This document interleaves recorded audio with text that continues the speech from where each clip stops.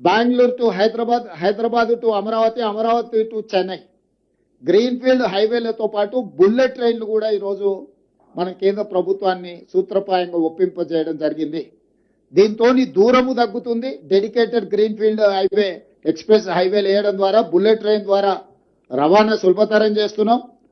భారతదేశంలో సముద్రపు ఒడ్డు లేని రాష్ట్రం తెలంగాణ రాష్ట్రం. ఒకప్పుడు నిజాం ప్రభుత్వంలో మచిలీపట్నం పోర్టు కూడా మన దగ్గర ఉండేది, నిజాం రాజ్యం ఉన్నప్పుడు. ఈరోజు మనం మచిలీపట్నం పోర్టు కూడా ఈరోజు కనెక్టివిటీ డెవలప్ చేస్తున్నాం.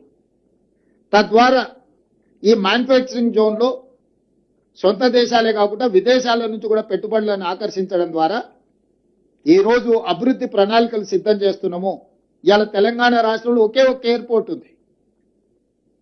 ఇంకా ఎయిర్పోర్ట్లు రావాల్సిన అవసరం ఉంది, పారిశ్రామికవేత్తలు అడుగుతున్నారు. అందుకే వరంగల్లో ఒక అంతర్జాతీయ స్థాయి ఎయిర్పోర్టు నిర్మిస్తున్నాం, ఆదిలాబాద్లో ఎయిర్పోర్ట్ నిర్మించాలనుకుంటున్నాం, భద్రాద్రి కొత్తగూడెంలో ఎయిర్పోర్ట్ నిర్మించాలనుకుంటున్నాం, రామగుండంలో ఇంకొక ఎయిర్పోర్ట్. అంటే రాబోయే రోజుల్లో తెలంగాణ రాష్ట్రానికి అదనంగా 4 కొత్తగా ఎయిర్పోర్టులు మనం తెస్తున్నాము.